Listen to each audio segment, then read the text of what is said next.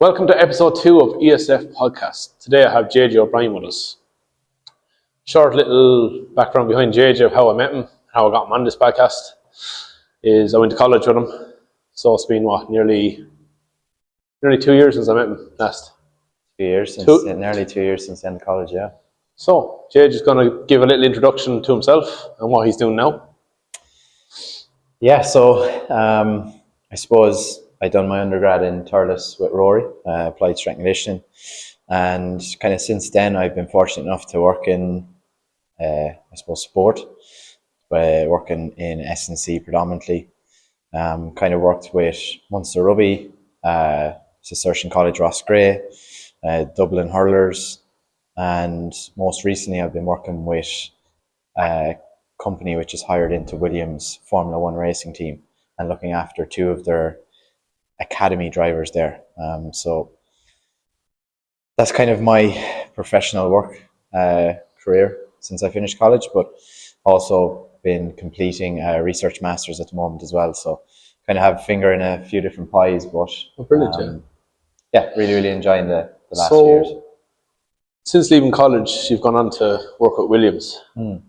Tell me about your journey, not only with the course that we did, but in sport that led you into coaching and S&C. Yeah, it's interesting. I suppose when I was growing up, I was really big into hurling predominantly. Really enjoyed rugby as well. Played it a lot myself, and I was kind of coming to 5th and 6th year, and I was kind of deciding what I want to do. And to be honest, I wanted to be a physio. That was my kind of goal at that period in my life. And like most people, didn't get the points to be a physio. So you had to go to the S&C? Exactly. So I had to go to the S&C. So my plan initially was to use that as kind of a stepping stone into physiotherapy, and completed the first year of the S&C course in Thurles and really enjoyed it. And I was fortunate enough to get an opportunity to work with Offaly GA, complete an internship with the under 20 hurlers there and some of the underage squads as well. I was kind of fortunate enough that kind of the head of the S&C and Offaly had actually left at that point. So there was only 2 of us covering a range of maybe 8 squads at the time. So I got loads of hands-on experience. And literally by the time I came back into second year in college, I was like, no, this is the career that I want to pursue. So then as I kind of worked through college, a big thing for me was just trying to continue getting experience. So I was fortunate enough to stay in Offaly for, I think it was nearly 2 years, working with a range of different squads there. It was actually the people that I met in Offaly that led me on to my next role, which was the Dublin Senior Hurlers. Was there much of a difference between the Offaly setup and the Dublin setup? In terms of maybe the way they do things or the technology that they might have access to? I suppose technology would have been one. I suppose I kind of went from working with the underage kind of groups in Offaly. Like they're fortunate enough, they have really good facilities. Faithful Field is absolutely fantastic down there. And I transitioned into working with the Dublin Senior Hurlers. So like they were getting the best of facilities, the best equipment. So I suppose there were changes, but not as drastic as people would think between Offaly and Dublin. And I know in Dublin particularly, they like to focus on their Gaelic football. Would the Dublin hurlers have as much resources pumped into them as the Gaelic footballers would? I think they would. Yeah, I think they would. I think the county board backed them big time. Yeah. In terms of the hurling, I suppose when I went in there, they had just got a new manager in who was a big name at the time, and I suppose they wanted to put everything behind him to try to give him the platform to succeed. And I was fortunate enough to be just present at the time to experience that. But no, I think definitely when I was with the senior hurlers, really good people involved. The players themselves were a really good group. So yeah, I know there's a big discussion around footballers and they're the kingpins, but I suppose when you win 6 All-Irelands in a row, you deserve that kind of title. Yeah. So that was second year in college that you started with the hurlers, was it? Around the start of third year. Oh, third year, yeah. So actually, I was able to use that as my placement as well for third year. Yeah. So it was actually a little bit tricky, kind of the first semester of third year, because we were still in college in Thurles. You were tracking up and down to Dublin for training. Yeah, I remember you loading up your car with what did you had the chrono jump, didn't you? Oh yeah. I'm one of them now myself. Mine's a bit warped. It's meant to be flat. It's It's kind of curved. Yeah. I was actually using it the other day with someone, and it's all right. Go on, jump there. Hang on. Press the button again because obviously it wasn't picking up the signal because of the curve. Yeah. I have a flat in the kitchen now just to try and get that Smooth curve it out. Oh, jeez. I was like, right, we're going to something else now. You know, just to place a few books on it. That's it. Yeah, that's actually a good idea. Or the plyo box I have with the weight in it. I don't think that's heavy enough. I will see what happens. So that was third year, and you went on your placement with Dublin. Yeah. So I completed my placement there. I used that as my placement. It was a really, really good experience. You know, like you're just exposed to really, really good technology, really, really good practitioners to learn off. Yeah. Got to meet people that were involved with the Gaelic football team at the time, build connections there. And I was actually kind of post that placement or that internship that I got offered the role to be involved with the minor hurlers in a lead capacity the following year. So I was planning for fourth year, planning to take on the Dublin minors in a lead role. So it was a really, really good opportunity. You couldn't really say no to it. Yeah. But obviously the stress of balancing your final year. Was there stress? Was there a little bit of stress? Yeah. Oh, for you, all right. Just balancing your final year of college and tracking up and down the road to Dublin 4 times a week, and just making sure you're keeping on top of your work and stuff. Fortunately enough, I kept on top of it. There was some late nights and some long weekends, but yeah. So you didn't have to sacrifice one for the other. It was kind of balanced, wasn't it? No, I don't think I sacrificed one for the other. I think I was able to keep that balance. Probably an element of things outside of that you probably sacrifice in terms of your time for yourself and time for your own training and time for your family and your partner and stuff like that. But I was fortunate enough; they were pretty understanding. Yeah, it was for 1 year. I knew that, so. If you think about it, it's only for a few months. Exactly, it's all worth it now. Yeah. Reflecting back on it, but it obviously got me to the point I'm at now, so I can't really complain, or I would never change anything about it. And fun fact for you as well: anytime I was stuck with an assignment, who's the person I asked? ChatGPT. Okay, who's the second person I asked? JJ. So if I was stuck on something, I said, JJ, just give me a look at your assignment there. And I look at it, I go, what the fuck is this? It's like everything was just perfect. So I had maybe a few words here and there. I was like, right, do you mind if you send it on to me? No, I won't. Oh, you bastard. But look, he was right not to send it on. You know, I had to do my own work. And, no, I never sent it on. No, he showed me. And I snuck a picture here too when I could. But going on to the F1, so what year did you join? Well, what led to the opportunity? Yeah, getting it, you know. It was a bit mad. At the time I was in Munster, working with part of the pre-academy. So it's kind of the underage squads. Oh, for the rugby, yeah. Yeah, with the rugby. And the individual that I worked under with the Dublin seniors gave me a call one evening. I was on the road to Waterford. I remember it pretty well, and he just said that the academy within Williams was expanding. They were looking for another coach. Would I be interested? I was like, hell yeah! Like, why not? Yeah, exactly. Great opportunity. This individual had been doing it the year before, and you're looking at his Instagram stories, and it's really cool. And I think the big thing that jumped out to me when I was chatting to the boss and a few of the coaches involved was just the environment within the academy in terms of the CPD structures that were there and how much they wanted to help you develop as a coach. So the role was really cool, but there was also that really, really supportive element to it that I wanted to be involved in. So took that role back in January 24, a year ago. Oh, brilliant. A year ago, so 1 year in now. So January 24, that's 2 years ago. Sorry. 26 now. January 25. Had a year? Oh, 25. All right, so you're right then. January 25, 1 year ago. It's been brilliant. Really, really good year. Yeah. A really, really uncomfortable year in many circumstances. Now, a lot of people, myself included, would think, is there any need for S&C in Formula One?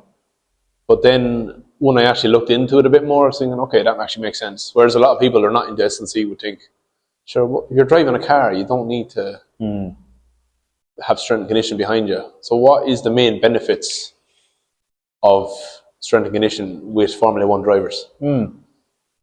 So I suppose, firstly, the group that I work in within the academy are kind of in kart and F4.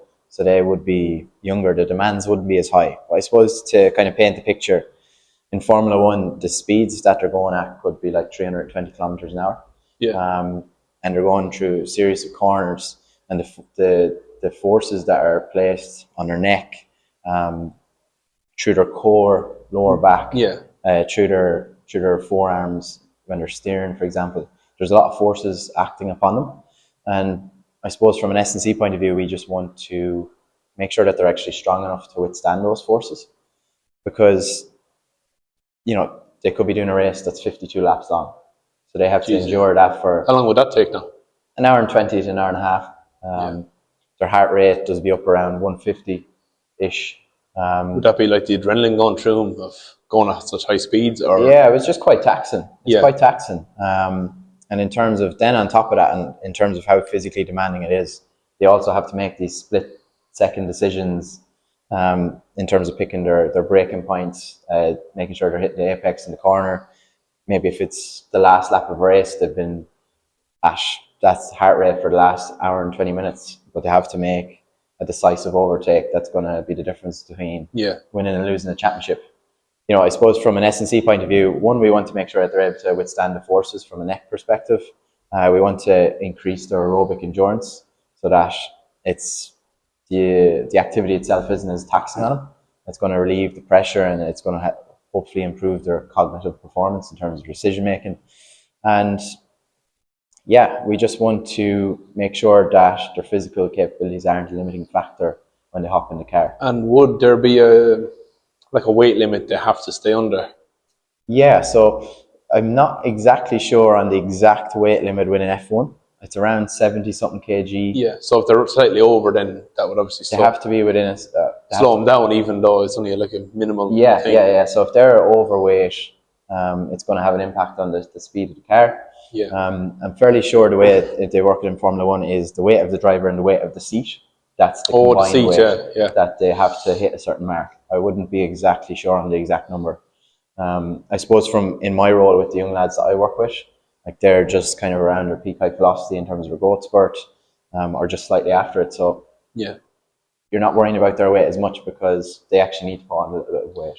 When we're going to peak height velocity, so some people that might be watching, maybe that one or two people that, might be up to two this week, that's because that one, myself. So do you want to explain what peak height velocity is? Yeah, so... just make it as simplified as possible. No point going, oh, it's this and this. I know what it is, you know what it is. Some people might know what it is, but the general viewer, two people might not have a clue. I suppose it comes from the whole youth athletic development. So particularly when you're working with youth athletes, between the ages of maybe 10 up to 14, 15, 16. Peak height velocity is what they term as like the growth spurt. You've probably all heard of a term like that. We've all gone through a growth spurt. But it's just the period of where the individual grows the most. Yeah. And generally during that period, you just have to be careful in terms of, they're more likely to pick up an injury, for example, if they're maybe a field sport athlete. They're going through a large growth spurt. There's decreased flexibility, mobility at the joints. You're just taking all these different elements into consideration. Yeah. Less coordination as well. Exactly. So would that come into effect with, say, youth drivers that are going through their growth spurt? Would they have less coordination with their hands and their feet? Yeah, so what you find is that their fine motor skills are a little bit delayed in terms of their reaction speeds. It's just... I think the big thing with it is you're just trying to educate the parents on why it's happening. You're trying to educate the driver themselves on why it's happening, just so they have an understanding, because it can be quite frustrating for them. Yeah. And also like their team in terms of their manager, or maybe their engineer, or the team principal, for example, just so they're all involved and they understand what they're going through. Because there's nothing worse than thinking this individual should be this quick and they were this quick, and then something happens, they're a little bit slower and they can't put their finger on it. But you're just trying to educate them all around. I know from my experiences of coaching football, or some people call it soccer, I disagree. But I've coached youth athletes from age 4 up to early 20s. Actually, no, I've coached a little bit older as well. But elite athletes I'm on about, not these amateurs. But I've noticed around that period of between normally after under 12s, you say, right, that's, we're playing summer soccer. In the winter time, you have your bit of time off and you come back and you're after exploding in height. Or when it was the winter league, you'd be off for the summer and you come back in September and you'd be, geez, that lad's after growing. Well, not me now. Yeah. They were like that and now they're up to there. Yeah. But I've also noticed that those lads who are just shot up, when they go to kick a ball, they might miss it or they might take an extra touch just so they can pass the ball because they're kind of unsure of their body. They're still learning their body. Yeah. Relearning it like they were when they were babies. You know? It's mad what kind of happens. And I think the big issue is that coaches and parents don't fully understand what's going on. Yeah. They don't understand the reason why their son that was a really, really good soccer player has turned into a giraffe trying to kick a ball on the pitch. Peter Crouch. Yeah, Peter Crouch on the pitch. Was good though. But I think the big thing, especially within the academy structure that I'm involved in, is just education of the people that's around them. And from a training perspective, you're doing basic stuff in terms of fundamental movement skills, just getting them competent at understanding, where their body is in space again. Just layering it up bit by bit then as they become more competent. And would you have the stereotypical parent, like we do in our sport, thinking that their child is going to be the best of the best? Yeah, it's... As in like, oh, my young lad's going to be the next Lewis Hamilton and all that. Yeah. You definitely have that. The world of motorsport is bonkers. Yeah. It's like... So motorsport is probably one of the very few sports where, you can have as much talent as you need to make it to the top, but if you don't have the money to go along with that, you're not getting to that point because it's just so expensive. They're probably starting their karting careers around 8 years old, and they're karting until they're about 13, 14, and then they're hopping into single seaters, and then they're trying to progress from F4, F3, F2, F1, for example. Yeah. There's a lot of years. So it's like a tier system, like they have in, like, say, football and generally, and all that. What you will see is a lot of people will follow that kind of pyramid or that kind of structure of moving up. Some will go off and they'll compete in different categories. Like, I know there's genetic cars in the UK. Some people go into that and kind of come back into the system then. But you find some parents that they pump so much money into it that it's they're putting all their eggs in the basket for their kid to make it. And if the kid doesn't make it, then good luck and thanks. Yeah, it's not good. It's not good. But when you think about it, like, there's only 22 seats in an F1 or on the F1 grid every year. Yeah. The amount of kids that's coming up along doesn't always work out. And there is a reserve driver, isn't there? There is reserve drivers in teams, yeah. Yeah, but that's not guaranteed that they'll be driving. No, like a reserve driver, you might go to most of the races across the year. You might do some FP1 sessions in terms of practice sessions on certain weekends.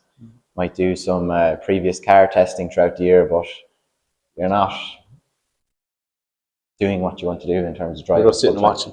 Yeah, basically, you're watching from the sidelines. Yes, you'd rather be actually doing it, It might be a stepping stone for some, but that's not exactly where they want to get to. Yeah. What kind of exercises would you do, in particularly for the F1 drivers? So, a big thing with them is their neck strength. Yeah. So neck strength. So just we're looking at working on their neck extension. So really, really important. As they brake in the car, you want them to be able to resist their head coming forward. Going down like that. That's a big one. So neck extension. So generally what we would do there is just an isometric hold. So you might be pulling from the front or pressing into a band that's wrapped around the back of the head. The other one then is lateral flexion. So just train on either side. Similar, we'd work on isometric holds. And that's just to help with cornering. So when they're going through different corners, that they're able to keep their head nice and stable and pick the apex, keep their vision on the next corner or the next point in the track. Did you ever see the video of Mike? I know it's a different sport, boxing. Did you ever see Mike Tyson doing his neck training? No. I'm not going to do it because I'd only break my neck trying to.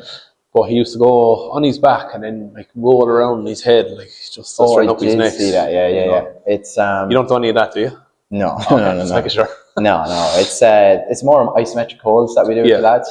And then if we want to work on maximal strength, we'll work for like a shorter duration, maybe 5 seconds.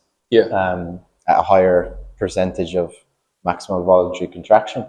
And then, if we want to work on endurance, we'll go for something like 90 seconds with maybe 50% of the 1 rep max. And then when you were talking about their core needs to be strong and stabilized when they're going around bends and stuff, just the generic core exercises, or is there different ones that you use? Yeah, particularly with the younger lads, their training age is really low, so it is pretty basic from a core perspective.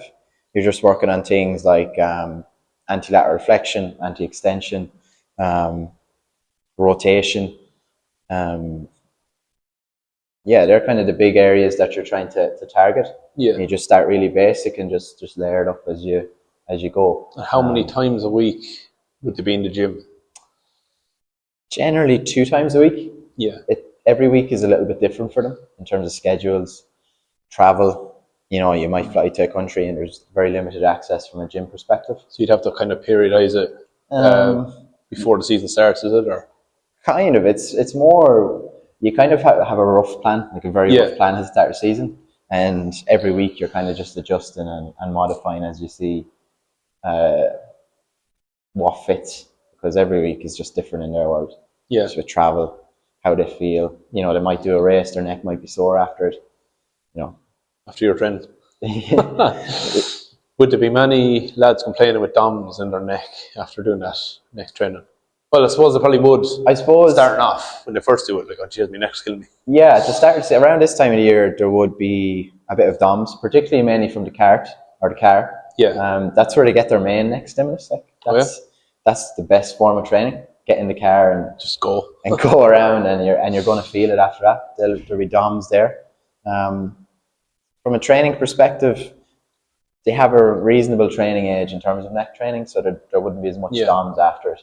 But like at the end of the day, you're just trying to help improve their strength and their endurance, so it's not a limiting factor when they actually hop in the car. Would there be many days you'd have to work for Williams? Would you be mainly online, or would you have to travel over, or what way does it work? Yeah, so it's an interesting role. It's mainly remote, I would say, in terms of like the majority of your weeks across the year are online. You're just checking in with them. You might do a call on Zoom, and they might be doing a resistance training session on the other side of the call. But then there's some weeks that you might have to travel. That could be for physical testing, maybe in London, for example, or else you could be going out to some of the races. You could go to some of the races in Italy is mainly where a lot of it takes place. Some in Spain. I know this year we have to head out to Bahrain for the World Championships. Brilliant. So it's when you're gone, you're gone. Would your travel, say if you had to go out to different countries, they cover that for you, or would you have to?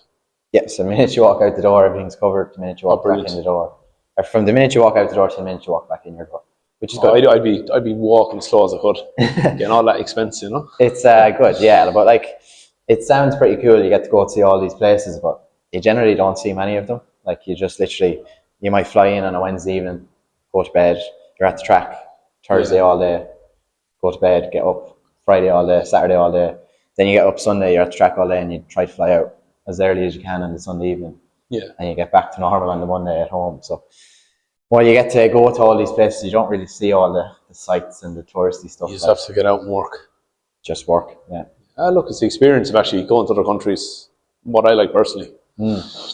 Like with my club that I'm with now, St. Pat's, we're planning a few overseas pre-seasons trips coming up.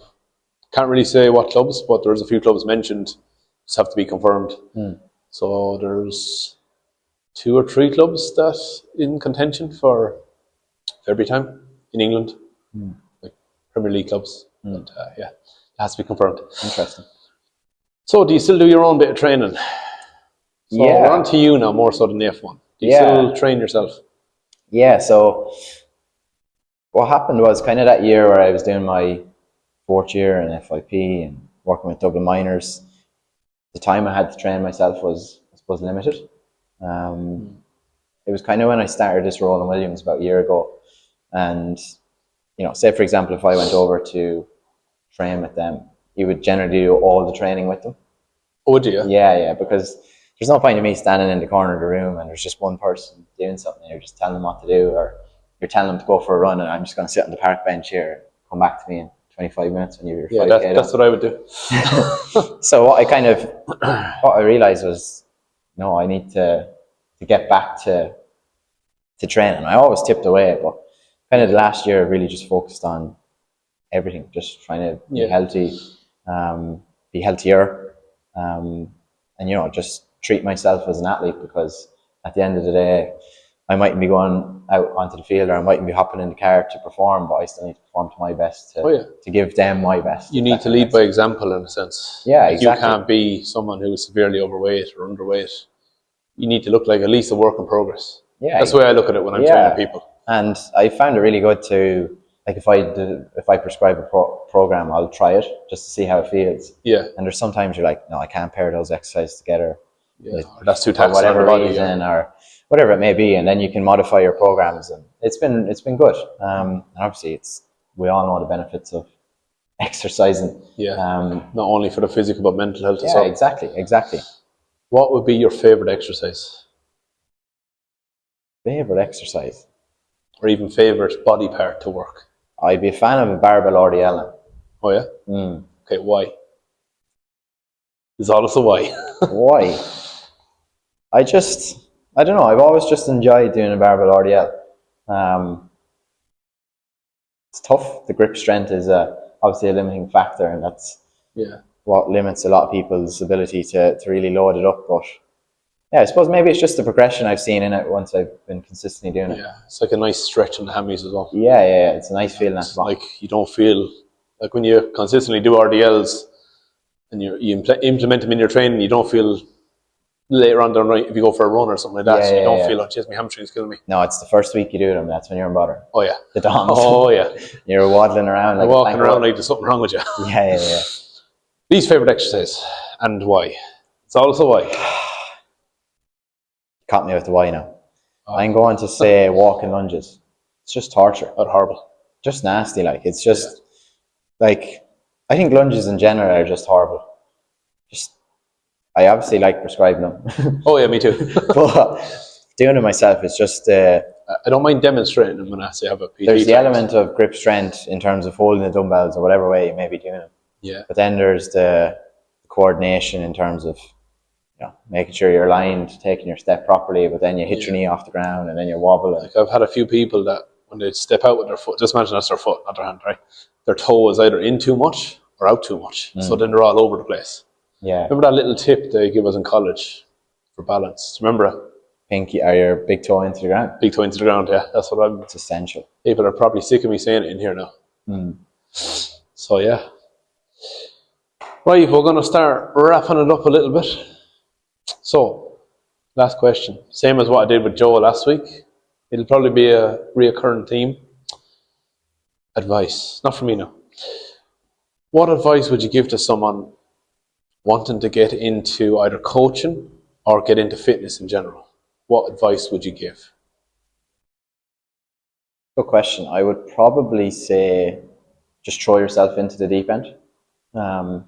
Like just try something. Like if you're not sure if you want to do a course, for example, or you're not sure that you're suitable for a certain job or whatever it may be, just throw yourself into the deep end. Just back yourself.